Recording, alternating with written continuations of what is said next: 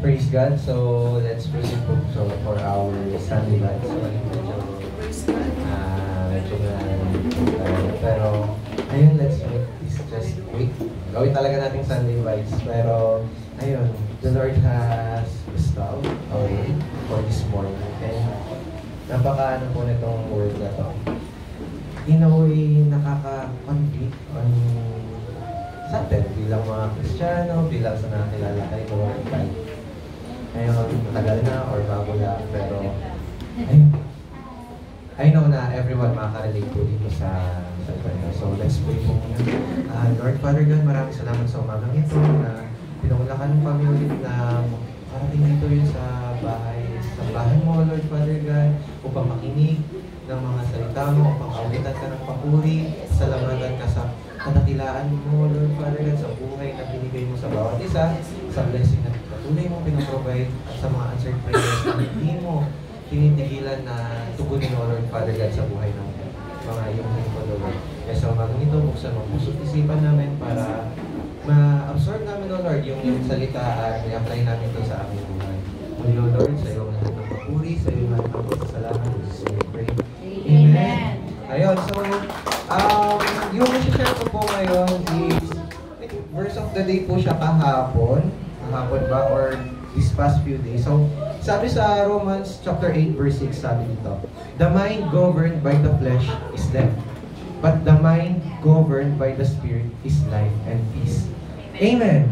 So, yung title po natin for today, or yung sa ating Sunday Vibes is, Call of the World or Call of the Lord. Amen.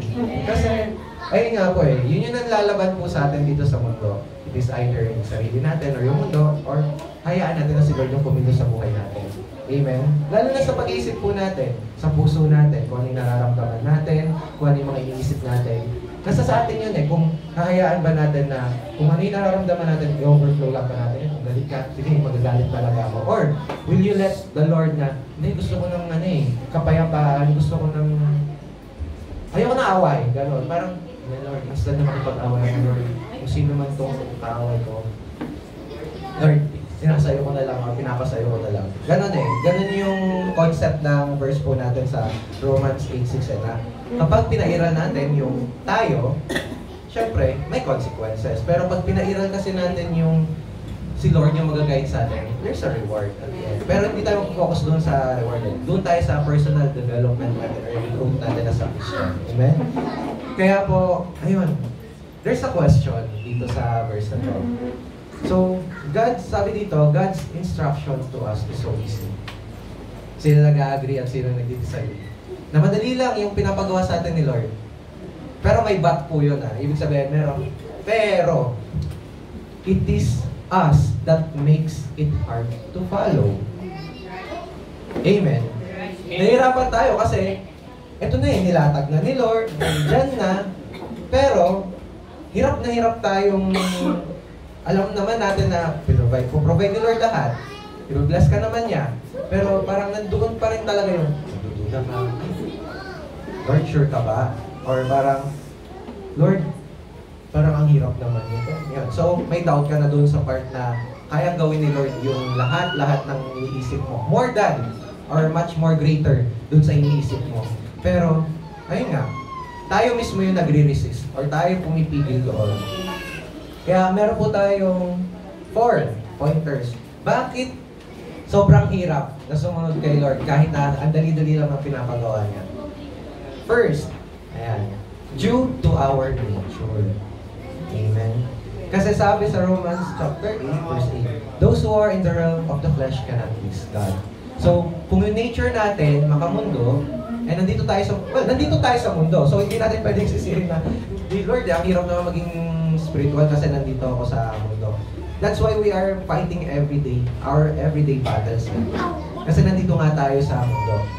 But still, we cannot please God kung lahat ng pamamaraan natin sa mundo. Amen. Paano kikilos si Lord sa buhay natin kung yung sinusunod natin yung galaw ng mundo, hindi yung galaw ni Lord? Amen. Kasi minsan nahihirapan tayong intindihin or i-absorb na, Lord, parang di naman yung ganito yung ginagawa ng lahat Parang parang hindi naman ito yung flow ng mundo. Parang ang hirap sumabay doon sa pag sinutos ni Lord na, iwan mo yung trabaho mo, mag-serve ka sa akin, tapos hindi mo alam, at the end of the waiting, may much greater palang opportunity na ibibigay sa Lord. Yung mga ganong instances, kasi minsan hindi natin naiisip yon kapag nandun na tayo sa testing ni Lord, na, ayun nga, we rely on what is seen, we don't rely on our faith. Nandun na tayo sa nakikita na lang natin lagi sa na-experience ng iba, hindi dun sa gustong ipa-experience sa'yo ni Lord. Amen? Yun. Due to our nature, kaya nahirapan po tayo sumunod sa utos ni Lord. Another thing, ito. Let's move forward. Sabihin na natin na, okay, natanggap ko na si Lord. I'm a Christian. I have Jesus in my heart. Pero, ito yung second reason kung bakit nahirapan tayo sumunod. It feels like a chore. Responsibility na lang siya.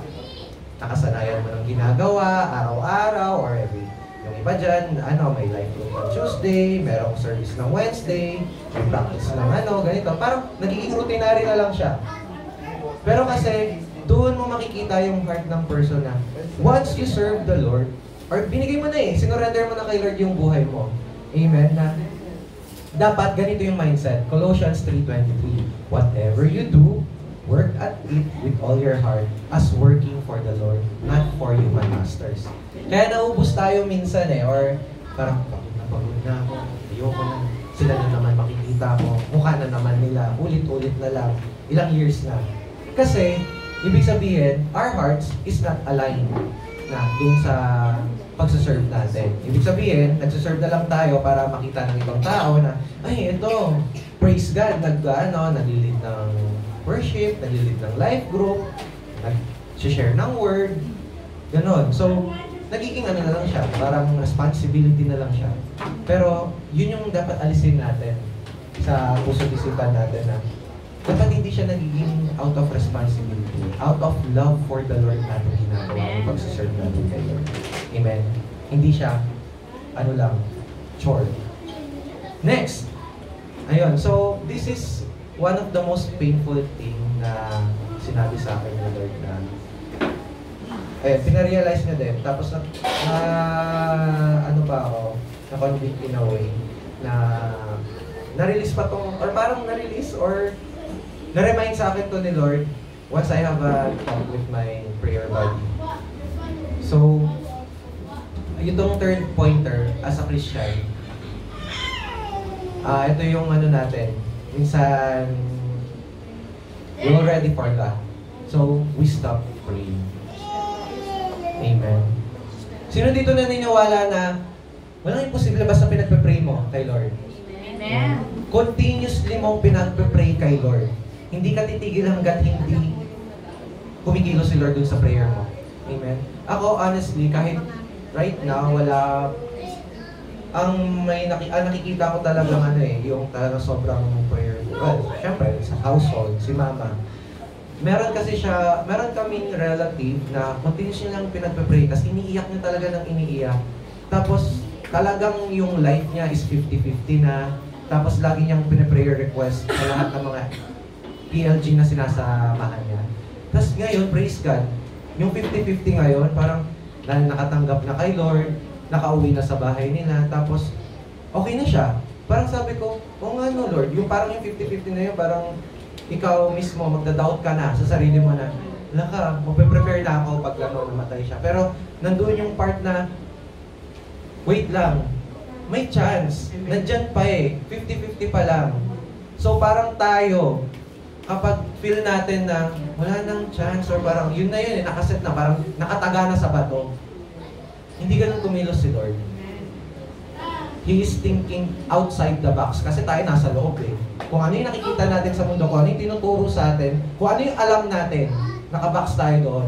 Pero hindi natin alam na through prayer, hindi naman kung ano yung pinag-pray natin, Lord, pagalingin mo, ganito lang, or Lord, tugunin mo yung prayer ko. Hindi ganun kikilo si Lord Kikilo siya na, merong ginamit si Lord na tao, or may ginamit si Lord na paraan na hindi natin, bakit siya? Or bakit parang yun yung nagiging reason kung bakit nagkakaroon ng kasagutan yung prayer ko.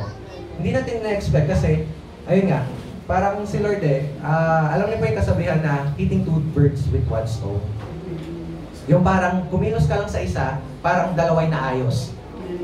So, ganun kasi minsan si Lord na, kunyari, meron ka broken relationship or sa mga family mo, tapos may pinagpe-pray kang isa, tapos parang kailangan i-connect ka muna dun sa isa, tapos dun may heal yung isa. Parang, di ba, ang amazing isipin na ganun kumilos si Lord.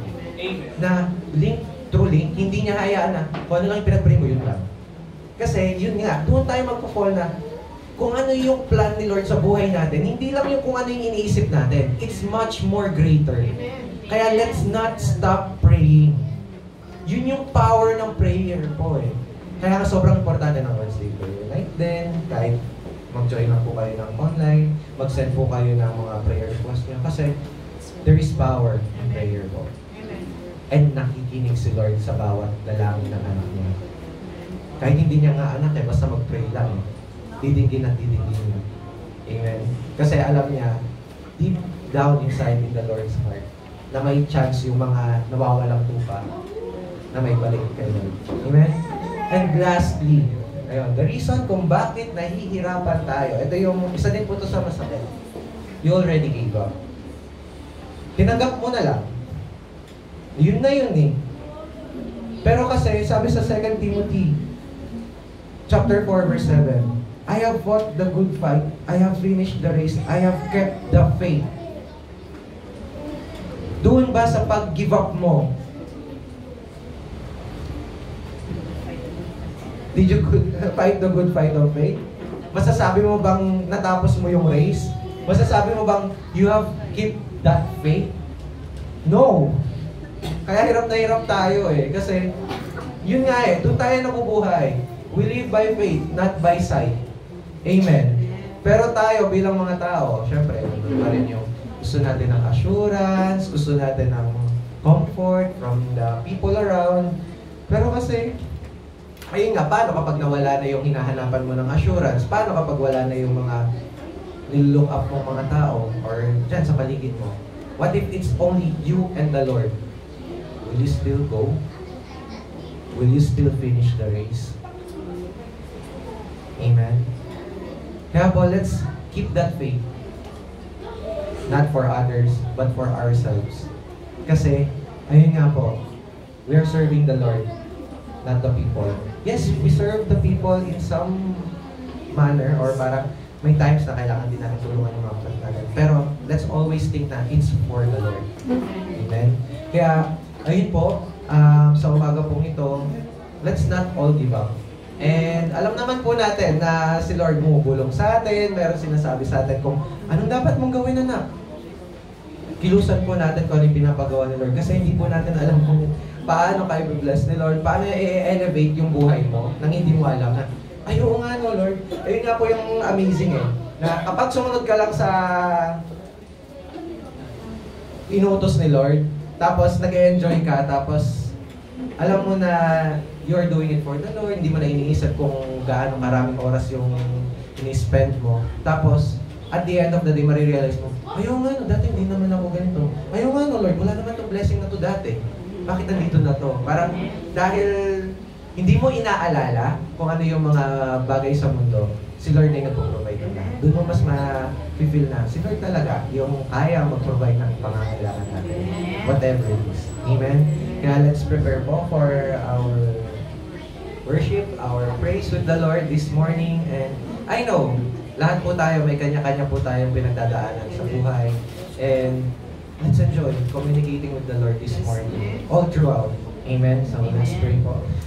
Lord, Father God, again, we thank you for this morning, O Lord, na patuloy, O Lord, na dinadako mo kami dito sa iyong bahay-sambahan, O Lord. Ang mga anak mo, O Lord, na patuloy na hinahanap ka sa umagang ito, sa buong araw na to, sa mga anak mo na wala pa dito, ikaw patuloy na magbigay ng traveling mercy sa kanila para makapunta dito ng ligtas, O Lord, and sa mga pinag-usapan namin, O Lord, Father God, na ayun nga, we should never give up doon sa pinapakita mong plan, O Lord, para sa buhay namin. And I know, O Lord, na i-align mo yung heart and minds namin, O Lord, doon sa will mo, doon sa gusto mong establish sa buhay namin, O Lord, Father. Kaya hayaan mo na sa umagang ito, hanapin namin yung presensya mo, O Lord, na papurihan ka, sambahin ka sa umagang ito, sa kabutihan mo, kadakilaan mo, Lord, sa pagiging faithful mo till the end, O Lord. At hayaan mo, O Lord, Father God, na ikaw ang kumilos, ikaw yung magbukas ng puso't isipan ng bawat isa, ikaw yung yumakap, ikaw yung magparamdam, O Lord, Father God, ng mga nafe-feel namin na emptiness, O Lord. Ikaw yung mag-feel nun sa buhay namin sa umagang ito. And alam ko na yung mga anak mo dito, patuloy na i-restore mo, O Lord. Hindi mo hahayaan na maubos kami, but you will overflow, O Lord, Father God, yourself to us, O Lord. As we humble ourselves down in your presence. Kaya sa umagang ito, O Lord, ikaw lamang ang aming hahanapin.